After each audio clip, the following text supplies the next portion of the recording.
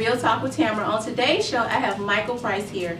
Michael Price is here to speak about his uncle, Clifford Stafford. Am I right? Right. Clifford was killed in West Memphis, Arkansas in 2012, and his case is cold. Thanks for being here, Mike. No problem. How have you been? You know what? I stopped you before you could tell me. How have you been? How have your family been? Yeah, we've been hanging in there. It's been kind of rough Mm-hmm. because, he died all of a sudden, and no one, absolutely no one would think that man would go like that. Mm-hmm. And it was out of the blue. Mm-hmm. It's a lot of people still heard about it. A lot of people still can't deal with it. Me personally, I just got to the point to where I can sleep at night. Mm-hmm. This is make number 3 for us. Yeah. So. Because I interviewed your family about 5 months ago about your great uncles. Mm-hmm. Those were your mom's uncles, Aaron Price and Derek Price. Right. And now your dad's brother has been killed over there, and his case is cold. Yeah. See, what this is the norm for West Memphis. Mm-hmm. Nothing ever gets solved. Nothing, gets done about it. Once the murder happens, a week goes by, and we're on top of it. We're doing everything that we can. 2 weeks go by, you never hear anything. Mm-hmm. Then years. It's been 15 years, almost 15 years since my Uncle Derek and my Uncle Aaron were killed. Mm-hmm. So, I don't expect anything to happen now. After that, Yeah, that's because it. it's been almost 17 years for Aaron. Has Yeah, it's been a while. It's been Mm-hmm. that long. Jesus. Can't believe it's been that long. Yeah. So Clifford was your dad's brother. Mm-hmm. How has your dad taken that? He took it rough. Mm-hmm. He took it really hard. Being that was his younger brother, my Uncle Cliff was different, Mm-hmm. If my dad, got into a little trouble, my uncle was always there for us. Mm-hmm. Every holiday, every Christmas, if my dad wasn't there, my uncle was there. Mm-hmm. He'd help me with my homework. He actually gave me my first pickup line. Mm-hmm. It means a lot to me because, as I got older and we grew up, we became so close. Mm-hmm. When I turned 21, I was finally able to kick it with him. Mm-hmm. Seriously, go out and, really hang out with my uncle because this is something I've been waiting to do for so long. Mm-hmm. And, we got to hang out and it was great. Mm-hmm. Being around my uncle for the time that we shared from the time I was a kid all the way up until I got to adulthood, it was great. It was a time that I'll never forget. Mm-hmm. He was a really special person to us. Yeah, I was looking at some pictures of him, and you guys look just like you do. You look just like your uncle. You look more so like him than your dad. Yeah, it's I'm telling you, I kind of fashioned some of my cleanup from him. Mm-hmm. Actually, he's the reason why I grew my hair. Yeah. Yeah. So it's been, like we said, it's been since 2012, since the homicide. Has his murder been solved? Not even close. Mm-hmm. Not even close. And we had one lead through some, text messages and things that were found, but they caught a guy and they let him go. That was it. Never heard anything else from him. Mm-hmm. I don't think anything else is really being done about it. Were the text messages promising, like something? It was good enough to say, yeah, this guy either knows somebody or he had something to do with it. You can actually put a finger on this guy. Mm-hmm. But who's to say, Yeah. Tell me how Clifford was killed. He was actually, it was my aunt's birthday and they were having a party. Mm-hmm. And it was kids outside, my dad was there, my uncle was there, a few of their friends. And it started to get dark. Mm-hmm. Everybody was still outside, it's summertime, so it's still hot out, people were still hanging out. Mm-hmm. Across the street from her house is a house, and it has a light there, but it's so dim that you can't even, you can't make anything out there. Mm-hmm. So, they're sitting around, hanging out, and all of a sudden shots ring out from across the street coming from behind the house. Mm-hmm. Can't see who it is, you had no clue, it's completely dark. It's a pathway that goes from that house backyard through the next yard on the other street and out to the street. Mm-hmm. So, they got away. When they got away, it was too late. My uncle was already hit twice, and his friend was hit once. Mm-hmm. And after that, You know, they rushed him to the emergency room, but his friend went to the med and my uncle went to Creighton, which doesn't fit well with me. Yeah, I did. Well, there was really nothing to research because there was like a 3-line article about, you know, what happened. But I couldn't understand why one was flown to the med and the other was taken somewhere else, and they were both shot there together. Exactly. But you know, some say that he was already gone before the ambulance got there. Me personally, I feel like, you know, he could have been saved. He could have been saved. Me being in the medical field, I'm pretty sure, you know, if you would have got him somewhere where he could have got some real medical attention, he would have been saved. He'd have been saved. Without a shadow of a doubt, he'd have lived. So where was his friend? Where did they hit his friend at? I'm not sure. I'm thinking like in the shoulder or the leg or something. I'm not sure. But I know for a fact he did get hit once. And, you know, everybody tried to disperse and go separate ways. But like I say, after my uncle got hit, and then the other guy got hit. You know. So do you think that your uncle was the intended target? Absolutely not. Absolutely not. The man was a good person. You know, he was humble. He was very family oriented, and to think somebody could purposely gun this man down has to be insane. I mean, he was too much of a good person. You know, everybody loved this guy, just because, you know, he was humble. You know, he knew where he stood in life, and, you know, basically he wanted to be a good father to his daughter.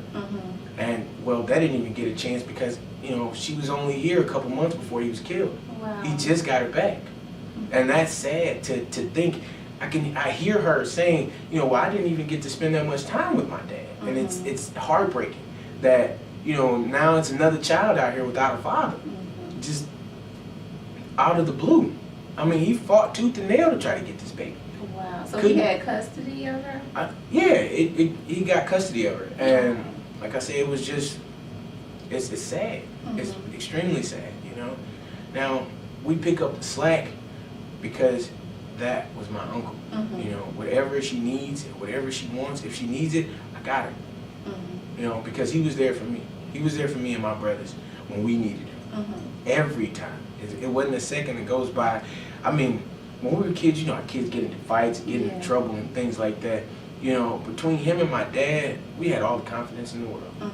Because we knew for a fact that these guys are telling us the right thing, and they're raising us up, and they're bringing us up in the right way. You know, he would sit down and help me with my homework. You know, he'll tell me, you know, if you keep this up, you're gonna go somewhere in life. And every day that played in my mind because I knew for a fact somebody knew that I'd be something. I grew up to you know, make a way for my son and my brothers and my mom and dad. So it's been quite a road. Yeah. Yeah. So do you feel like you know who the intended target was? Why were they over there shooting? Do you all have an idea? See, this is the thing. We don't know per se who's the intended target, but the thing is, I'm pretty sure somebody has to do something. Either somebody done something and somebody was coming back for retaliation, but I guess whoever did it didn't think that they'd come so soon and in such a public place with everybody outside, you know, but it happened. And hit the wrong person. Exactly. And it's sad. It's so sad. Like, my grandmother isn't the same. You know, this is her baby. You know, she watched this kid grew up to adulthood, and all of a sudden he was taken. You know, and it hurts us bad. And she wasn't even able to. She's not even ready to even talk about it because she wasn't able to come here. Exactly, and more than likely, you know, it's gonna be kind of rough her watching this video, but it's for the best, Grandma. Yeah. And so you just said that you don't think anyone would have wanted your uncle dead, and you just feel like he was caught in a crossfire of somebody else's crossfire. Of course, we talked about the other young man. Are you all still in touch with him? The other young man that was shot? Yeah, he's still around. You know, him and my dad and everybody else, they still know him and, you know, still talk to him. Me personally, I don't really know the guy, so I kind of... Yeah, he was kind of just caught up in the crossfire also. That's so sad. So West Memphis, Arkansas, of course, is handling, that case also. So have they been keeping your grandmother updated about anything? No. I mean, like I said before, this is West Memphis. Mm-hmm. A murder happens and nothing gets done about it. Mm-hmm. I mean, there's no hospitals, but you have a casino. You have a multi-million-dollar casino, and you're bringing in tons and tons and tons of revenue. And you couldn't bail out, the city could not bail out the hospital, Mm-hmm. or at least get a better staff, better equipped hospital to be able to service these people. Mm-hmm. It's sad that this place has no hospital. If somebody gets injured or vitally wounded, it's a 10-15 minute drive to Memphis. Wow. And a 1-lane highway. Mm-hmm. If there's traffic, you're done. Yeah.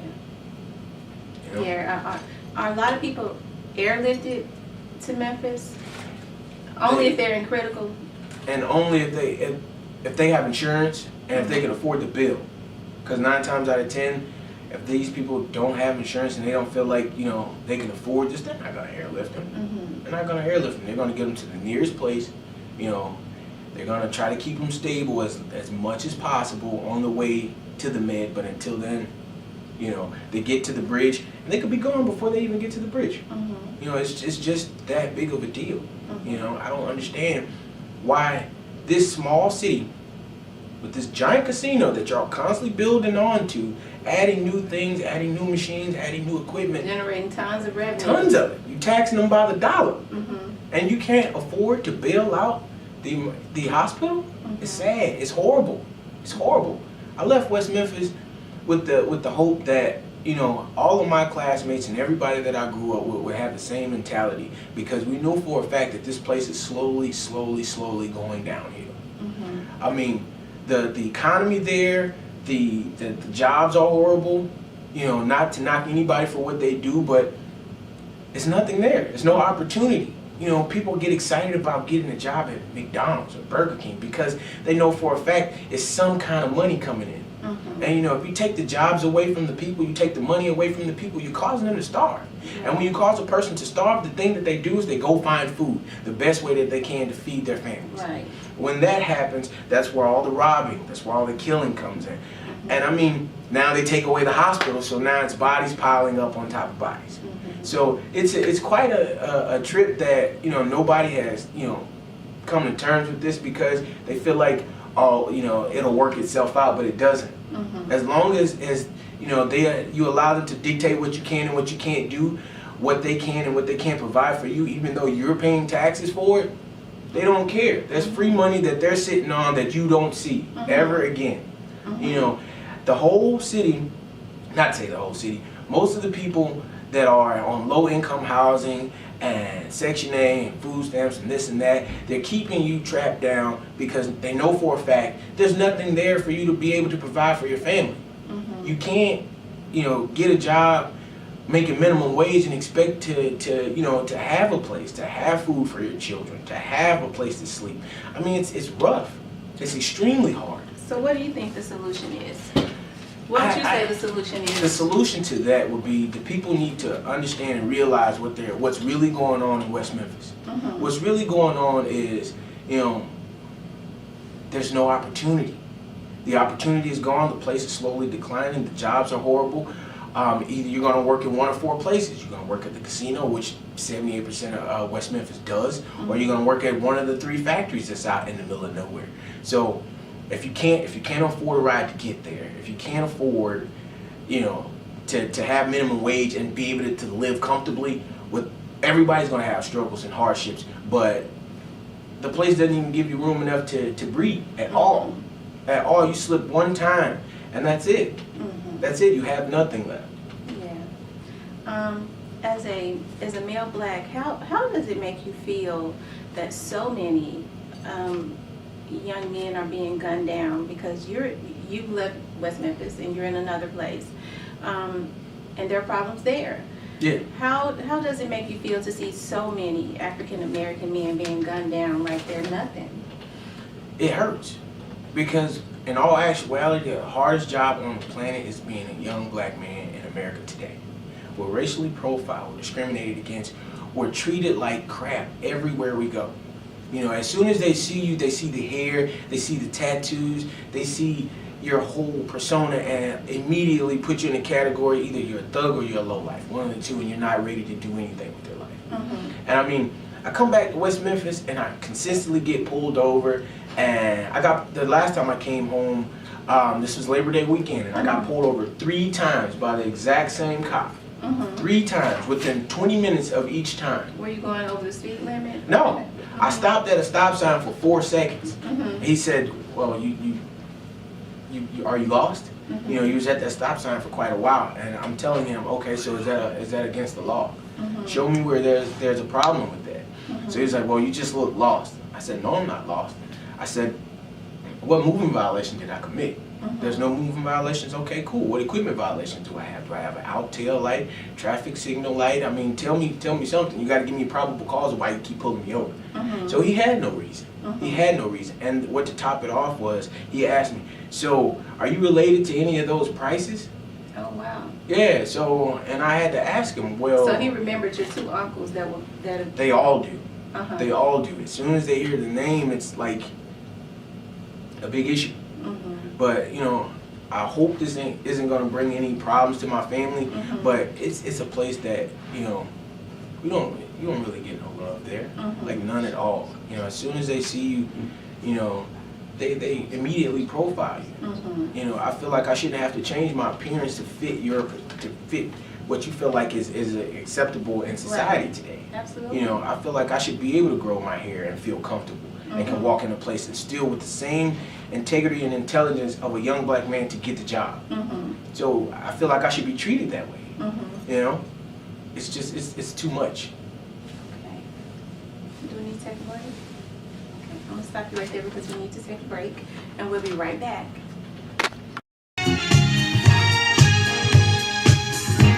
Please donate to the IBEW Johnny Dawson Charitable Foundation. Our foundation has donated to many in the community within Memphis and throughout Shelby County and the surrounding areas. We pride our organization on assisting the elderly, children, and the less fortunate. We urge you to please donate today to this great foundation by visiting our website at www.johnnydawsonfoundation.org.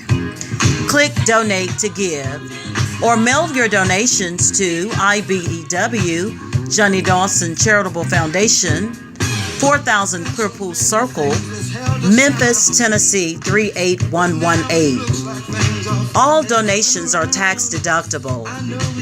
Helping the community is everybody's responsibility. Welcome back to Real Talk with Tamara. I've been speaking with Michael Price. Michael is here today to speak about the cold case homicide of his uncle Clifford Stafford. Cliff was killed in West Memphis, Arkansas in 2012. Of course, like I said, the homicide is still cold. Mike, why do you feel that people don't come forward when homicides happen? In this world today, there's this thing called no snitching, which is absolutely ridiculous. You know, when it's your family member that's been gunned down, you're begging and praying that somebody comes forward with some kind of answer, something that's giving your family a peace of mind that they can sleep kind of okay. Because after murder, no one feels safe anymore. Like, my family's been in West Memphis for a long time. And after the first 2 murders, we hadn't been the same ever since. You know, now this makes the 3rd one. You know, we're already on edge about a lot of stuff, and it's hard every day to wake up in that place and feel like, you know, nothing is being done about the things that happen here. You know, black people die every day in this place that, you know, that gets swept under the rug. I have so many classmates that have died and nothing got done about it. Wow, and how old are you? 25. Wow. And you've had classmates? Classmates. A lot of classmates. Yeah, people I've been to school with, people I played ball with. I mean, that never gets solved. Never gets solved, and, you know, families are walking around, you know, afraid because now they don't know, you know, what's going to happen now. You know, if this one happened, you know, I could be next and nobody's going to do a thing about it. So, and back in West Memphis, to be honest, we don't expect anything to happen anymore. We don't expect, for you to get a knock on the door. Okay, miss, we found the killer of so-and-so, and, we just wanted to let you know. No, that never So happens. you lost hope. Of course. So where do you feel like the ball is being dropped at? Why, if the citizens don't believe in the police, I mean, what do you think that causes them to do when they can't believe in the system that's supposed to help them? Now, as you know, the world today is completely against the police officers because of all the excess media attention that they've been getting in numerous places. Mm-hmm. The reason we've been dealing with West Memphis Police Department forever, and nothing, they don't show any signs of improvement. The only thing I can say is the narcotic task force there is outrageous. I mean, the last time I came to town, the guy pulled up on me and he didn't say anything. He hopped out with an assault rifle telling me I can't stand in the parking lot on my way into the house. That doesn't make sense to me. Unmarked cars, which, in some states is illegal. You can't, pull up on somebody with an unmarked car and don't say I'm the police. You don't have any proof that you're the police, but you have a giant gun and you're pointing it at them. Mm-hmm. So I mean that it's fearful. You make us afraid to trust you because for innocent people who don't do anything, why do you feel like it's necessary that you pull up on somebody with an M16 or an M90 and for us to trust you? And I have to say this because I work for the police department over here. And I've worked for the police department over here for a long time, over 13 years. And I don't know if the policies are still the same over there in Arkansas. But I do know years ago, and I was just shocked to know that so there were so many unsolved homicides in West Memphis. But I do know this: when the Memphis Police Department, the sheriff's officers someone would be on the chase. If they were going over that bridge, they would stop on the bridge because they already knew not to go into West Memphis, Arkansas, because they know the laws over there are different. They would just rather go ahead and let Memphis Police Department catch them, beat the hell out of them, or take them, whatever they was going to do to them, because they knew if they went over that bridge, well, they just know not to go over there on the chase because the laws over there are different. Right. I don't want to say what they can do because I don't know if I know that they knew they was going to fill them up with something. And so if they have it that controlled over there, why is it if people know, criminals know, well, now I'm going to stop on the bridge and let MPD beat my ass or, oh, Lord forgive me, or beat the hell out of me, and I'll go on to jail in Memphis rather than cross over in West Memphis? Why aren't they solving homicides? And that's the problem that the entire West Memphis do not understand. We don't get why, you guys could have all this equipment and all this money to afford all these unmarked cars and these brand new Chargers every year, but you can't afford, you don't put enough manpower into solving at least one murder a year? At least one. It's at least, 60 murders a year here? And you maybe attempt to solve about 3 of them. It's crazy that we don't get the same attention as other races when it comes to us being gunned down. We don't get that attention. We're treated like we're expendable, and our lives are valuable just like everybody else's. We get up and put our shoes on just like you. We get up, we brush our hair the same way, we brush our teeth the same way. So what makes us less of humans than you guys? No one can explain that to me in any other way, but we're being treated like we're nothing. So it's hard to come to this place and feel safe, because being pulled over for no apparent reason, or being drawn down on with some guy holding a rifle telling you can't walk to the apartment, it doesn't make sense. And when the guys when they pull you over, immediately they look at you. And if you fit the profile of anything related to something that has nothing to do with what they're pulling you over for, they're going to harass you. They're going to follow you for 6 or 7 blocks. They're going to trail you. They're going to put the lights on you, pull you out of the car and attempt to search your cars. For all the black people in West Memphis, read on your rights. Understand what they can and what they can't do to you, because as long as you allow them to dictate what they can and what they can't do to you, they will continue to do it. Be smart about it. Go to town hall meetings. They have them twice a month. You know, voice your opinion. They even have something where you can call in and you can listen to the town hall meeting and you can voice your opinion. As long as you don't tell them what's going on in your community, they don't care. They don't care. They're going to continue to hit you with these taxes. They're going to continue to keep you on this Section 8 and keep you from getting a better job, keep you uneducated and smart enough to realize what the heck is going on in this place. And until then, they're gonna keep living. You, on the other hand, you might not be so lucky. It's hard for us. Yeah. And I want to say, you know, we're not saying all West Memphis police officers are the same. No, because they have some great officers. You know, it's been a couple officers that I won't mention, but I've known them for years that were at the high school. Rest in peace, Officer Kool-Aid. You know, he was great. You know, he gave me my first ticket, but he was cool. You know, he sat me down one day and he told me, he was like, man, I need you to do me a favor. I need you to wise up and realize what's going on in this place and leave.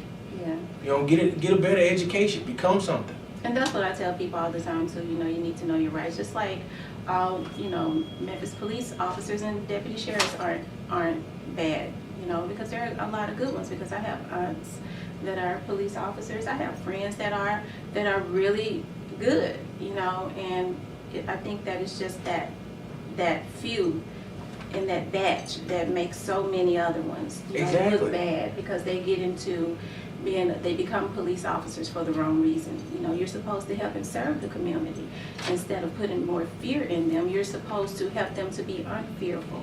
Right. You know what I mean? So, you know, like I said when your mom and them were here, hopefully we can change that. You know, we know what's going on over and down in St. Louis, up in St. Louis, because I have so many people from St. Louis to call me. Even before the stuff in Ferguson started going on, I had them to call me to want to come here to be on my show, because so many young women there's some kind of sex slave thing going on down there. And it really hurts my heart that so many things can happen to African Americans. And of course, there are a lot of things that happen to whites too, but I'm not excusing that in other races. But so many things can happen to African Americans, and they don't get the media coverage that they deserve. You know, all these African American young women are being taken because they're easy targets. Right. You know, so many African American men are being killed and no one is being charged. You have Clifford Stafford and you have the Price brothers that were gunned down. You have a lot of cold cases, you know, here in Memphis.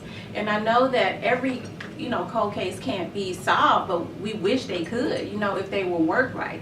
You know, maybe we should change some things to make people want to speak with the police officers. We should make them feel comfortable enough to talk. Those people that do know something, make them comfortable enough to talk, so that we can get these people off the street. And that's another thing. If you decide to, you know, to voice your opinion and you tell what really happened, you know, when they get you in there, they dog you out. They interrogate you like you're the one who did it. I mean, just knowing the information and, you know, trying to tell them, okay, I found this bit of information out, and they're going to want to know why. Why are you telling it, and, you know, what's your connection to all this? And they make you seem like you had something to do with it. I mean, it's hundreds of people out there that know what happens to some of these murder victims, and they will never come forward to tell because they feel like, oh, that's snitching, oh, that's snitching. But I guarantee you, if it was one of your family members and you were sitting on the other end of this camera, you'd understand and you would feel the exact same way I feel. And that's what I was ready to say. And also too, a lot of other people need to change their mindset. You know, we can put a lot of fault on the police officers also, but we need to change our mindset, because if you have one that's willing to work diligently with you, it's not helping the case if you know something and not speak about it. Exactly. What you're doing is you're allowing whoever perpetrated this crime to go out in the community and maybe do it again, to maybe, you know, next time to It could be one you. of your family members. You know what I mean? And that's the reason why I do so many, like I said, I do so many shows on cold case homicides. I like to keep that out there. I like to, you know, let people know that these families, I don't care how old the cases are, the family still hurt just like it was yesterday. They never really get over the pain. Everyone has lost somebody, has lost a family member, and it's that much worse when someone as vibrant and young as Cliff, because he was, what, 34 years old? It's just gunned down like that, and no one, you know, comes forward. You know, there's so many young men that are just being gunned down like they're trash. And we do a lot of talking. You know, we talk about what needs to happen, but then when we know what has happened, we don't want to walk the walk, and that's definitely not fair at all. You know, because if it was your family member, you would definitely want someone, you know, to come forward and at least give you some bit of information, mm-hmm. because this is number 3 for my family. Mm-hmm. You know, nothing has been done about it. Nothing will ever get solved. Mm-hmm. You know, we're constantly living in fear about who or, you know, what's coming around the corner, because each and every last one of us are still afraid, you know, from the first 2 murders. Now a third one out of the blue. Like, my uncle was a good man. Mm-hmm. Gunning that man down probably solved nothing for whoever or whatever decided to do this to him. You know, you got no satisfaction out of that. And I guarantee you, you know, if you're watching, you know, I ain't gonna say you're gonna get caught, you know, but what I am gonna say is, eventually, you might not have to deal with it in this world, but you eventually got to answer to it in the next. That's absolutely true. So, what do you think that is going to take to solve your uncle's case? For somebody to just tell the truth, just, you know, regardless of the fact that if you know what happened, or if you know somebody who know what happened, if we can get somebody to at least give us some kind of understanding, you know, we know for a fact that my uncle wasn't a bad person, and he wasn't out to hurt nobody. He wasn't doing anything to cause anybody any extreme harm. So his murder, being an innocent man, probably meant nothing to you personally. You know, you hit that man twice. He was shot twice. You know, it was kids out there, it was other older people out there, and for you, you know, to shoot in a crowd like that, that's horrible. So where was he shot at? Where? Because they shot him twice. Where did they shoot him at? He was shot in the back, Mm-hmm. it pierced one of his lungs, and he was shot in the butt. And, I mean, from my understanding, I'm pretty sure, like I said, if he would have got the exact better medical attention, he would survive. I'm pretty sure, I can almost guarantee you. Because he was alive when he got to the hospital? They brought him back, because he did die. They brought him back, and he died again. Mm-hmm. But from a collapsed lung, I've seen people being impaled by 3-inch rods through the lungs, you know, hit the spinal cord, and I mean all type of stuff. And these people are surviving because of the medical attention that they are being treated with. You know, Mm-hmm. the medical attention in West Memphis was horrible. Mm-hmm. It was horrible. I mean, you know, I got surgery there on a rotator cuff, Mm-hmm. you know, a while ago, and after the surgery, I woke up in the hallway, still on the bed, but people are walking past me like, oh, he just got out of surgery. Mm-hmm. You know, I felt like, where's the recovery room? Mm-hmm. This isn't a recovery room. This isn't sterile.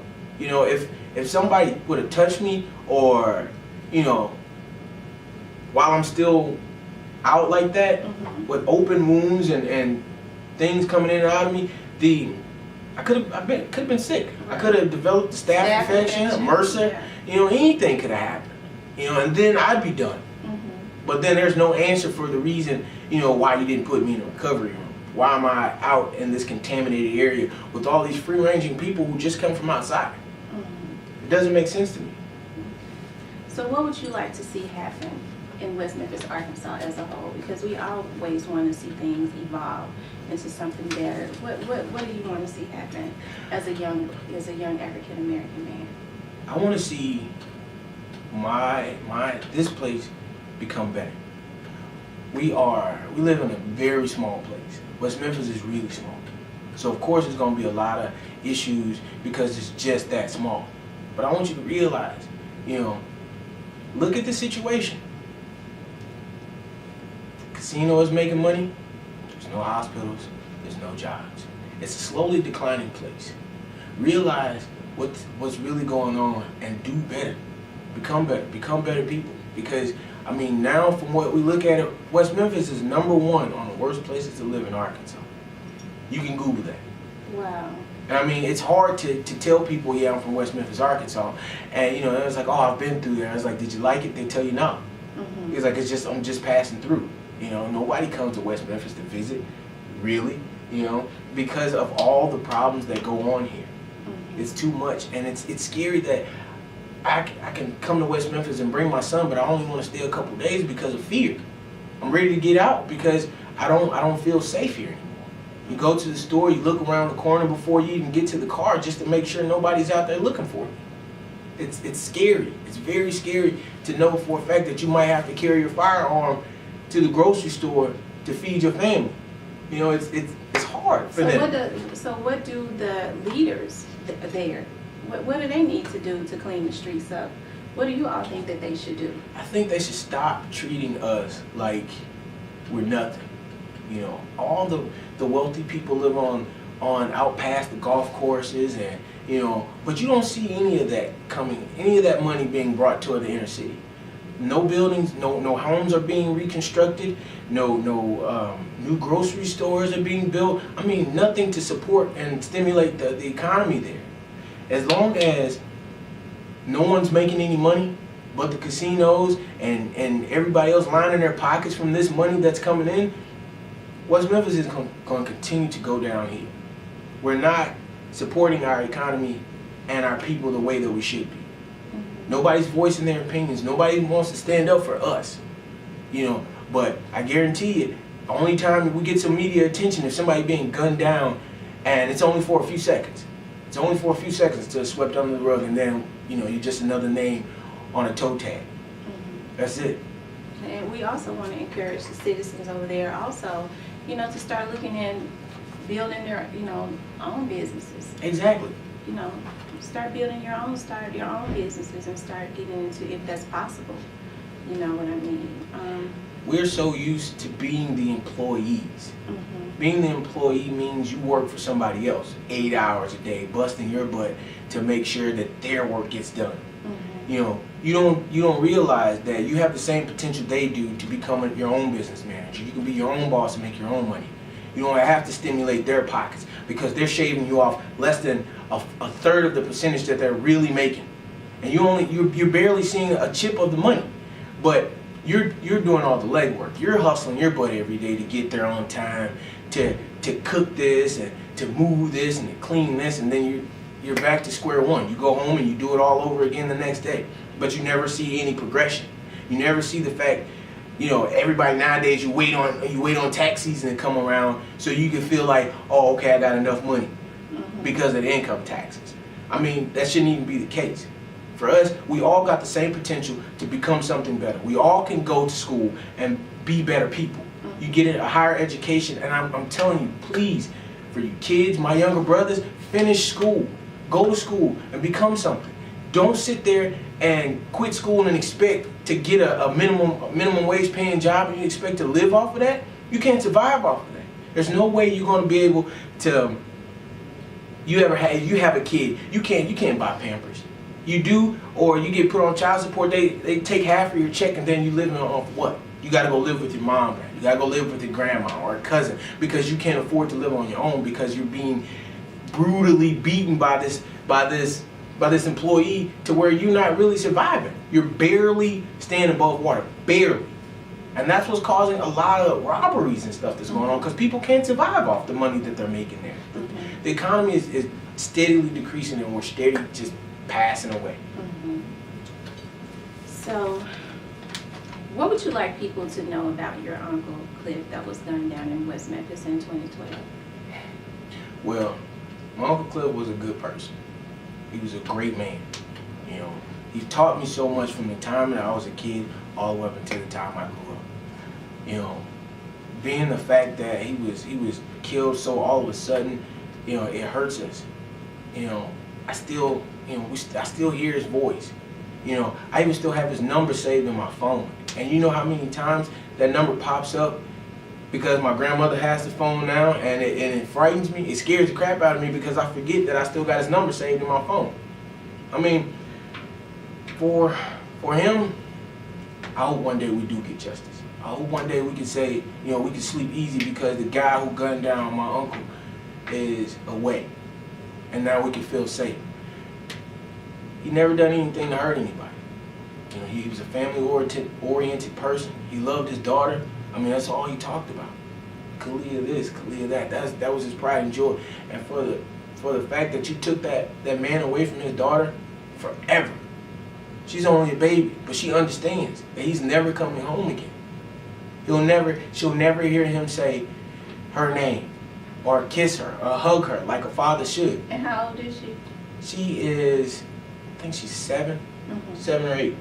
But she knows that it's so bad that she'll never be able to see him again. And she knows he's gone. And she knows he's gone.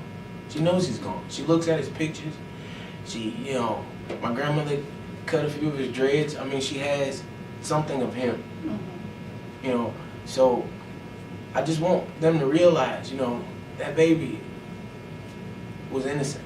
He was innocent. You know, our family can't take too much more of this. You know, we're getting slaughtered out there, and nothing is being done about it. Nothing is being done about it. We're hurting, you know. So before we close, I kind of want to go back just for a minute to the text messages and the young man. You don't have to say his name or anything. We won't do that. But did they say why? They didn't look into it anymore. Did they explain to your grandmother why? No. After they caught him, they talked to him, and the next thing I know, he was out again. Didn't hear anything else. Never seen the guy. Never heard from the guy again. I mean, it's kind of odd that, you know, you have a suspect on a murder, but you feel like, you know, you don't have enough evidence, which is basically plain and simple. That he kind of said, I didn't mean to kill Cliff, and you let him go. So nothing's wrong with that. That doesn't strike you as being something that is kind of out of the ordinary. Well, not for home, not for West Memphis. This happens all the time. So I just want y'all to know that, you know, this place should be filled with love and respect for each and every last one of y'all. But being that it's so small, the hatred and all the excess things that are pouring into this place, turning it into a zoo, you don't realize that we're on the bottom of the barrel. And once this is done, we have nothing to fall back on. You have nothing left. Because West Memphis eventually is going to go downhill to where you don't want to live there anymore, period. Okay, I'm going to stop you right there so we can take another break, and we'll be right back. If you have Welcome back to Real Talk with Tamara. I've been speaking with Michael Price. He's the nephew of Clifford Price. I'm sorry, Clifford Stafford. Cliff was gunned down in West Memphis, Arkansas in 2012, and he's here to speak about his uncle's cold case in hopes of someone coming forward and giving their family some peace. I want to thank you for coming. Thank you for having me. I want to give you my condolences and your grandmother and your little cousin who's left without a father, and everybody else who, you know, loved him, your dad. Is there anything that you would like to say in closing? I want to start off by saying to my grandmother, Grandma, it's going to be okay. You know, it's hard. And we both know it's hard. We all do. You know, we loved them, you loved them. I want you to realize that we are there for you. All of us. You know, I want you to know that regardless of the fact that he's gone, he's still here with us in our hearts. We all know that he still loved us, and if we could have it any other way, we'd have him back. To Kalia, your daddy loved you. He always loved you. You meant more to him than anything in this world. Believe that and remember that. Remember that we're going to be there for you. We're going to make sure that you get to the place that you need to be in life because we're going to take care of you. We're not going to let this keep you down or keep you from becoming a better person. To my mother, my brothers, my dad, we know, it played hard on you because you guys were so close. Realize that, he loved you, and I know it upsets you that, you wish you could do something about it, but we know for a fact if something did happen, we'd lose you too. So, keep us in your prayers. Keep my family uplifted in your prayers because we need it. West Memphis, you need it too. We need for you guys to realize that we won't make it without you guys. We need for you guys to understand that it's hard growing up in a place where there's nothing to look forward to. There's nothing to be excited about coming to this place for. When people tell you you're going to West Memphis, it's like, how long are you going to be there? 3 days? Oh, that's too long. I hate to say that about the place that I grew up in. I was so fond of West Memphis growing up. The Christmas parades, all the stuff that it taught me to become what I am today. I hope you guys understand that we are, as black people, not expendable. We're just as valuable as everybody else on this planet. Realize what we're worth. Realize what we can accomplish if we all stick together and stop being so against each other. We can't. We're being murdered, we're being slaughtered, and nothing is being done about it. So realize it and pay attention. Do better. Know better. Be better. Well, Mike, I want to thank you for coming here once again. I want to thank you all for tuning in to Real Talk with Tamara. These cases are very heartfelt to me, as I always say. It's heartbreaking to sit here and hear a young man speak about, how he feels as a black man. And this show was not to bash West Memphis, Arkansas. Hopefully someone will see this show in West Memphis, Arkansas, a leader, see it and say, you know what, we hear what he's saying and we're going to start making a difference.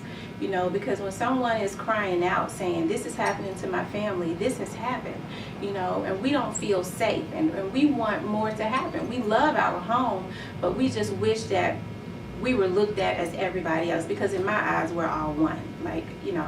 I'm not prejudiced. Mike isn't prejudiced. We feel that we're just saying that we're all one, that's how I was raised. So why can't we all be treated as we're all one? But I want to thank you all for tuning in to Real Talk with Tamara, and I surely hope that you heard what Mike said.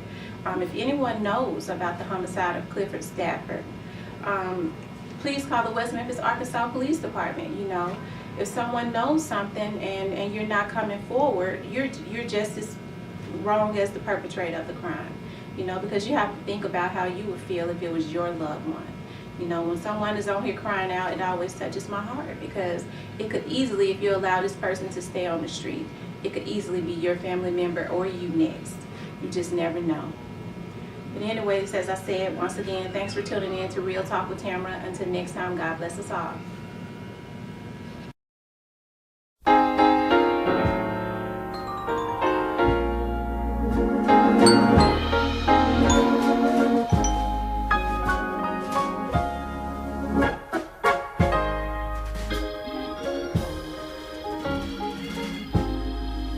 Sure would love to see loved ones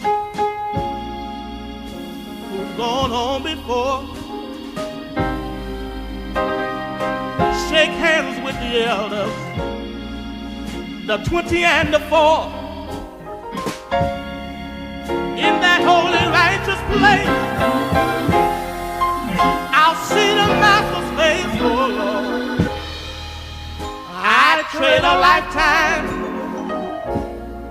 for just one day in paradise.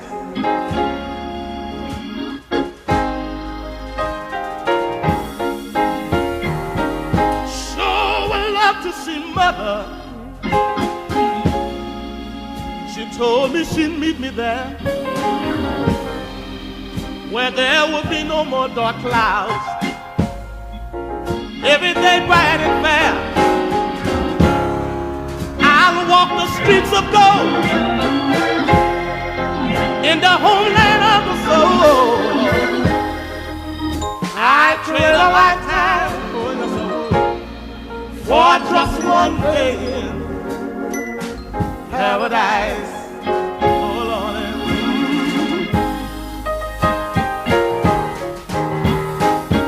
Sure would love to sing tenor. Oh yes. In the heavenly choir. Oh yes. Shout troubles over. We'll never get tired.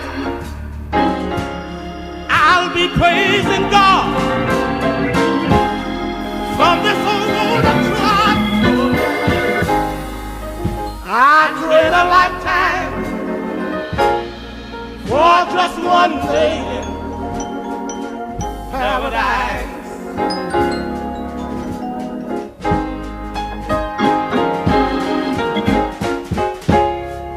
Would mean so much to me to spend eternity, oh Lord, with Christ beyond the sky. Would mean so much to me. Oh, how happy I would be to see Him before my very eyes. That's why I say I'll trade a lifetime for just one day in paradise.